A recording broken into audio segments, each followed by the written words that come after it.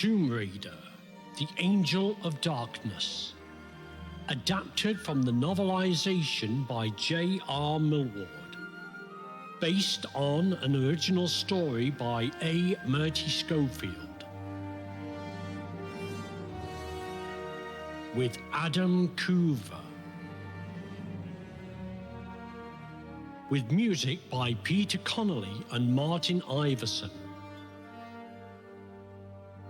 Episode 15.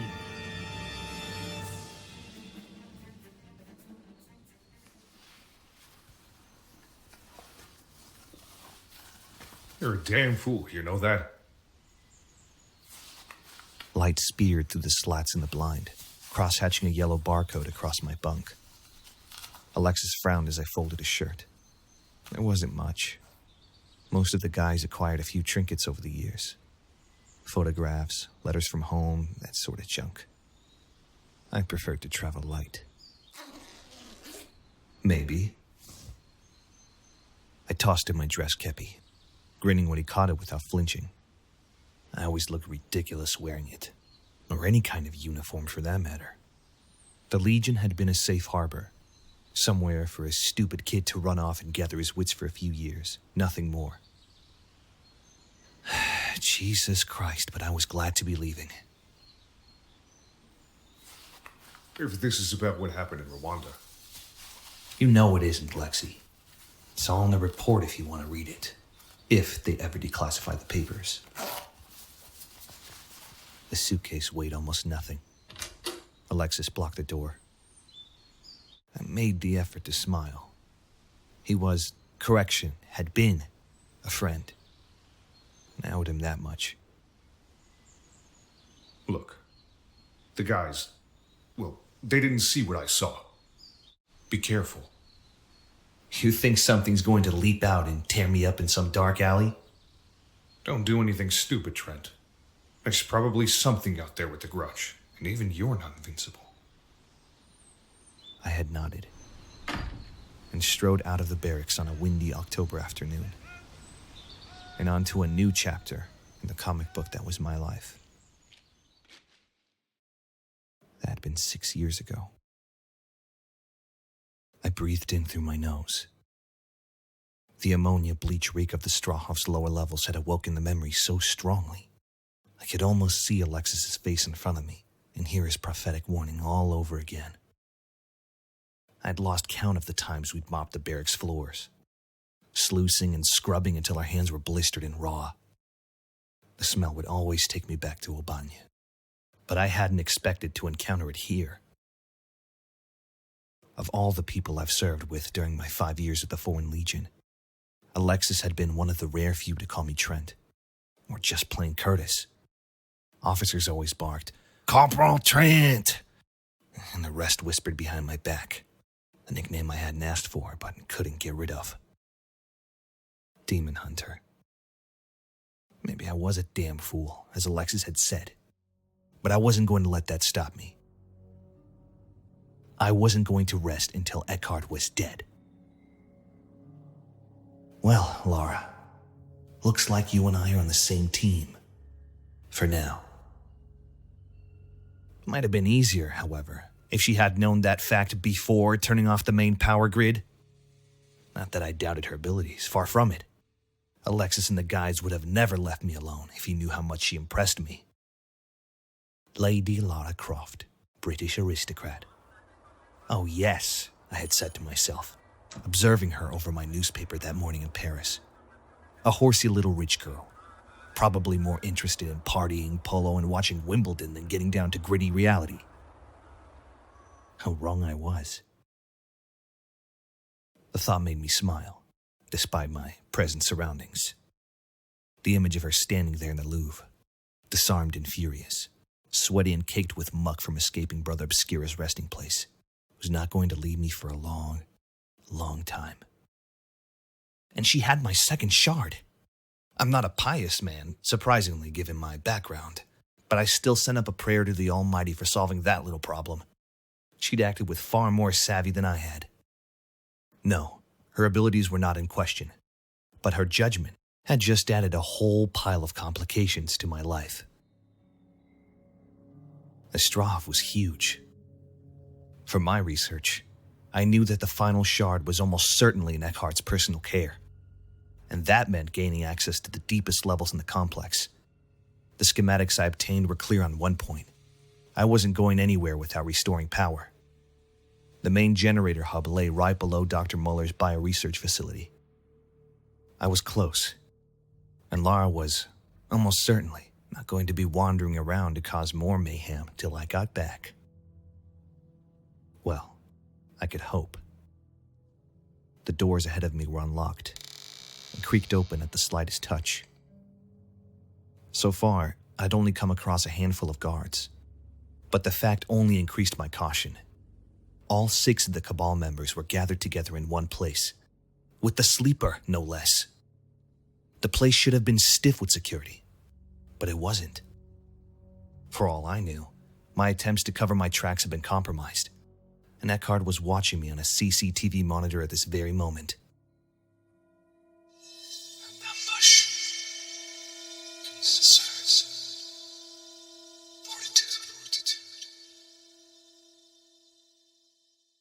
Agreeing that it was worth the risk, I drew back into the shadows, sucked in a deep breath, and let it happen. It takes a lot of concentration, and tends to freak people out the rare times I've been forced to do it in company. I've only seen it being done a couple of times by others trained in the art, but I can understand why people find the process unnerving at first. My eyes rolled back in their sockets, and my face became slack-jawed. The sight of my own body was always slightly disturbing. Christ, I needed a shave, but I'd gotten used to it by now.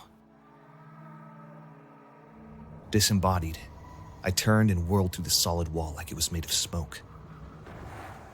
A dark pall hung over my vision as I skimmed along white-tiled corridors and down flights of poorly lit staircases.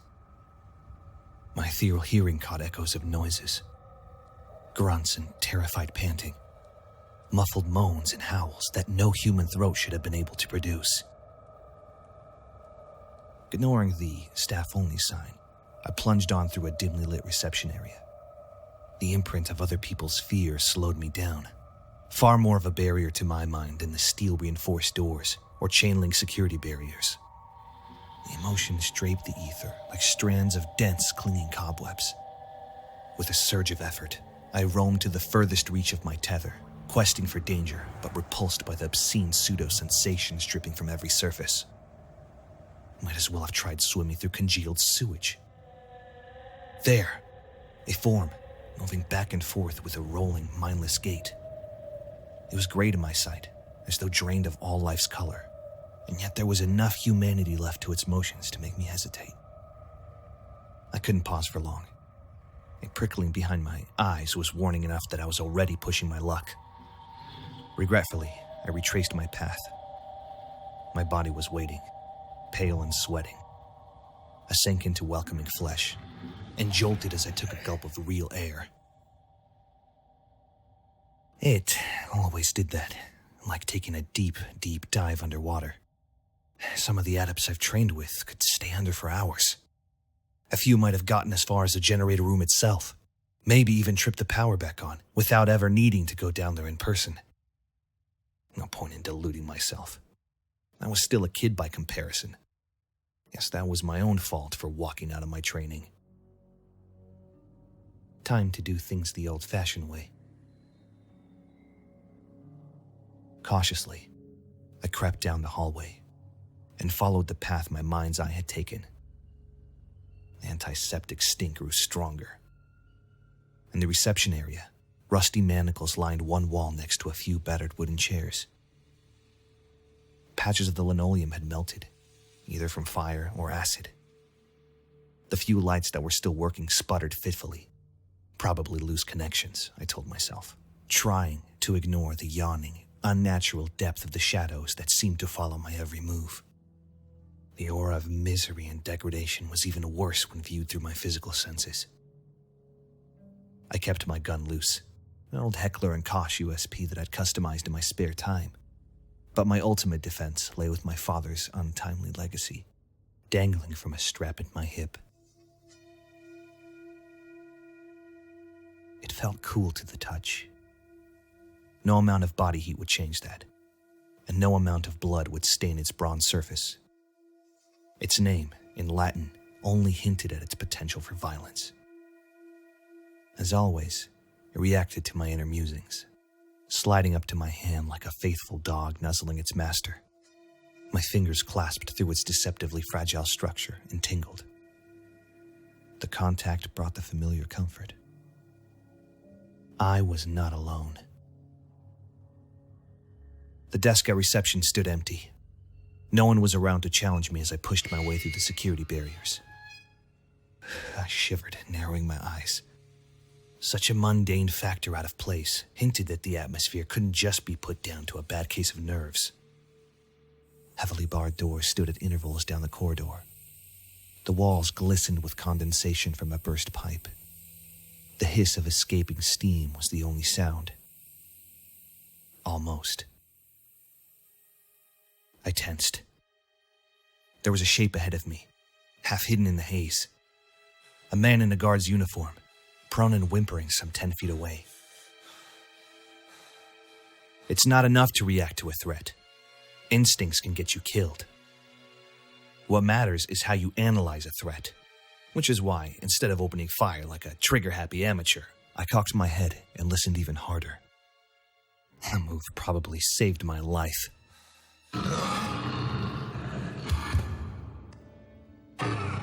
The guard gave a scream as a claw burst through his shoulder tendons and dragged his whole body out of view. I had a glimpse of a shape as it leapt, its shadow grisly against freshly splattered blood on the wall, and yanked the hapless man into the mouth of a ventilation shaft. I was stunned. Jesus, I'd never seen anything that fast. With my gun drawn, I sidled up for a closer look and tripped on something fleshy and damp. The bloody stump of an arm. There was no sign of an owner. And I thought this is going to be one of my easy days. I listened as the bumps and scuttles moved further down the vent. I wasn't suicidal enough to risk facing a close-quarter enemy in a confined space. I'd learned that particular lesson many years ago, and still had the scars to prove it. On reflex, I rubbed the pale traces just above my cheekbone. Despite his misgivings about my heroics, Alexis had witnessed only a fraction of my skills that day in Rwanda. I had saved the squad, but from then on, he and the rest of the boys had built up a wall around their dealings with me. Humans hate having their worldview shaken up, especially if reality contradicts the notion that we're on top of the food chain. No one had wanted to trust their memories of the attack, and by default that meant not trusting me either. It made my father's final gesture all the more ironic. A whispering alerted me to danger. I spun around, cursing my wool gathering, and listened. I found him cowering in one of the cells. He flinched at my shadow and tried to hide under the bed, the only piece of furniture in the place. Don't hurt me! Don't hurt me! Hey, take it easy. I knelt by the door, keeping one eye on the corridor while the man trembled and tried to squeeze further behind the tubular metal frame. He wore a bizarre straitjacket, encrusted with all manner of filth. His shaven head was covered with bruises, scratches, and horribly familiar signs of torture. His arms were raised defensively, and he squinted at me through swollen eye sockets. What's going on down here?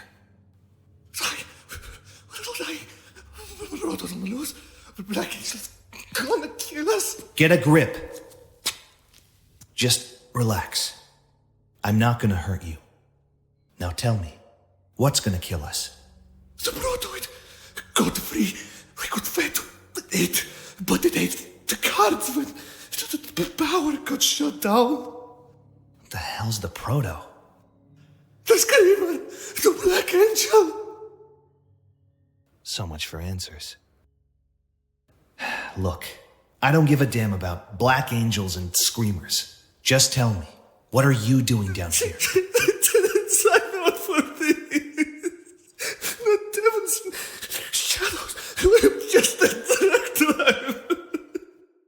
What? You drove here? 4 days on the road. From Turkey. A long way. From Turkey?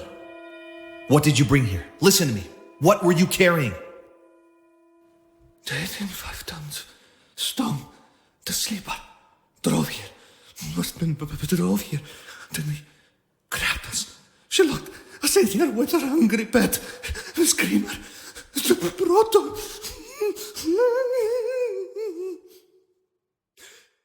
He lapsed into silence, rocking back and forth. It was pointless to push him any further. As a prisoner, he was at the bottom of the pile for keeping up to date on current events. But his babbling had tipped me off to my most pressing concern, that whatever this proto was, it was between me and my objective. As if I didn't have enough to deal with already. Stay here. Keep the door locked. Even as I said it, I knew it was probably a wasted effort. But the man amazed me by shuffling over to the door. For a moment, he actually looked up and seemed to notice my face. You see the others. Kill them. Don't let Screamer get too fast. Pursed my lips and slid the bolt closed. For a moment, I was tempted to end his misery right there. A bullet between the eyes might have been the kindest gesture, but he kept on staring through the open hatch, right at me, as if drawing strength from my image. It was a thing the Adept said happened occasionally, when ordinary foe came close to us. Swallowing, I slammed the hatch closed and turned away. The last thing I needed was a guardian angel complex. These poor bastards didn't need a symbol. They needed action. Was it possible Eckhart had already awoken the sleeper? The very thought made me reach for the metal at my side. But though it thrummed gently at my touch, it did not react with all the fury and flame I knew the sleeper's presence would have provoked. Something else had grabbed that guard. The Proto. The Screamer. Black Angel. Get a grip, Kurtis. After Rwanda, a rogue man-eating monster wouldn't be enough to even make me raise a sweat. Yeah. And maybe if I kept repeating it, I'd start to believe it too. It wasn't hard to find my way around. The trail of victims gave it away. Down echoing corridors and past rows of cells, around every corner and against every wall. I hesitated to even call them bodies. An arm or puddle of slick gore. A gnawed and limbless trunk next to coagulating splash marks, where arteries had been slashed and allowed to spew like fire hoses across walls and ceilings. Other, far worse sights made me grateful for my empty stomach. Unusual I may be, but I'm still human in that regard. Even the ever-present stench of antiseptic couldn't mask that amount of carnage. Perhaps even worse than the bodies, however, were the things sat propped against the walls, or else shambled down the halls. Many simply stood without point or purpose, staring at nothing. They had the forms of men, but experience had taught me the hard truth about appearances. The first creature refused to respond to questions, a shaken shoulder, or even a slap to the face. It continued gazing down the hall, mouth open and drooling, with eyes as empty as broken windows. Whatever they had been, they could no longer be truly classified as men. They all wore the same dirty straitjackets as the truck driver. All had the same shaved heads and marks of physical brutality. A few sported rusty steel plates, or had wiring jury-rigged into their scalps. I even found one of them sitting, its legs splayed like a toddler's, while his hands rubbed endless circles into the spilled gore. I made sure they died quickly, just as the driver had asked. It was easy to see now why my intrusion hadn't exactly brought the guards running. The Strav had bigger problems to worry about. The endless corridors and cells had finally come to an end. I leaned against a pillar, scanning the wide-open space that must have once been a dining hall. Utilitarian tables and chairs lay in heaps, mangled out of recognition. A live electrical cable dangled from the ceiling, hissing and spitting like an angry viper. Most of the floor was awash with debris, and bodily fluids darkened to black under the fluorescent bulbs. The vomit-inducing stench of processed food almost triumphed over the reek of death. I hadn't the stomach to investigate behind the serving area, which, given my background, is saying something. Instead, I proceeded to the end of the hall, eventually reaching a T-junction. More groans issued from behind closed doors. I hoped the inhabitants hadn't realized the locks weren't working.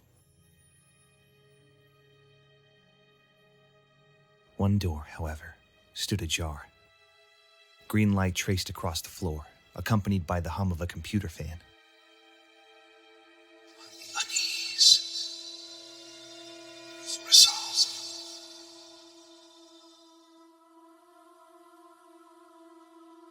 Cautiously, I risked a quick glance at the interior.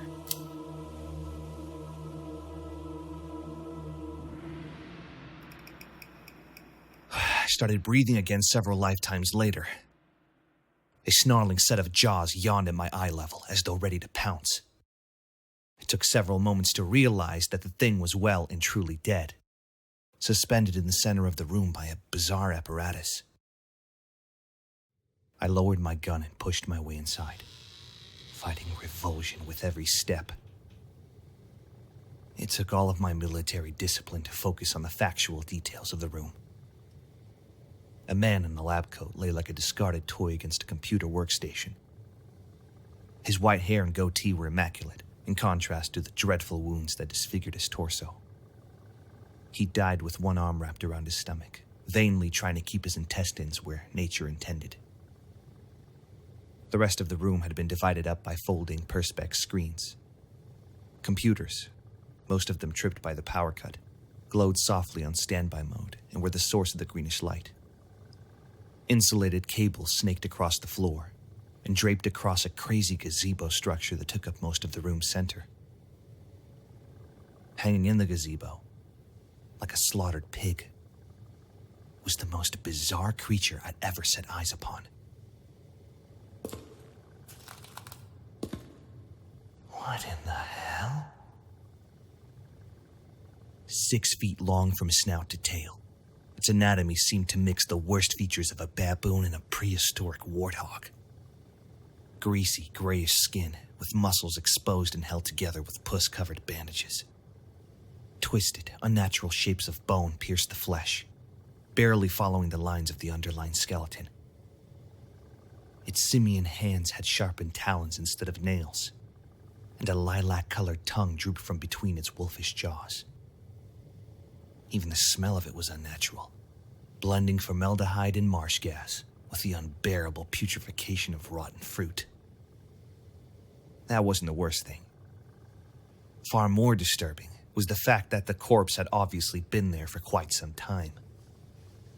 Something else had to have killed all those men, and it was still on the loose. Data. Quickly. Holstering my gun, I hustled over to the nearest workbench and leafed through the piles of printouts. Most were predictably observations on the thing's physiology. Heart rate, blood pressure, that sort of crap. Part of me hoped that my instinctual reaction had been wrong, and the freak was only a random mutation. My hand snatched at a report as it slipped from the pile. I was shaking as I read the title. Stage 4, primary dissection of proto-Nephilim, a report. Author, Dr. K. Boaz. My God! They've actually created a Nephilim hybrid. Am I too late? The metal at my hip grew warm, reacting to the surge of emotion. I suddenly wanted to run, to get myself as far as possible from the stink and the gore and the death. With one hand, I screwed up the report and flung it away, as though by doing so I might gain some distance from the reality dangling right in front of me. The knowledge, the responsibility, was too much. If I didn't stop this thing, here and now, then my father and all of his followers would have died for nothing.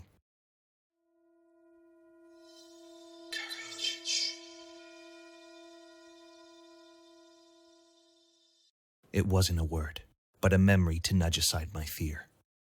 I clasped the metal disc until my hand was positively thrumming. It knew that I wasn't afraid of Eckhart's creations. Only a failure. In only a few moments, I was in control once more, remembering my father's teachings.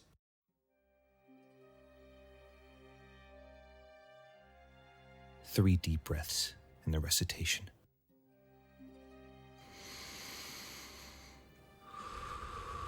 Relax. Expel fear. Reject doubt. Lux veritatis mecum. I would see the Black Alchemist dead, no matter what monsters lay between us. Then, the screaming began.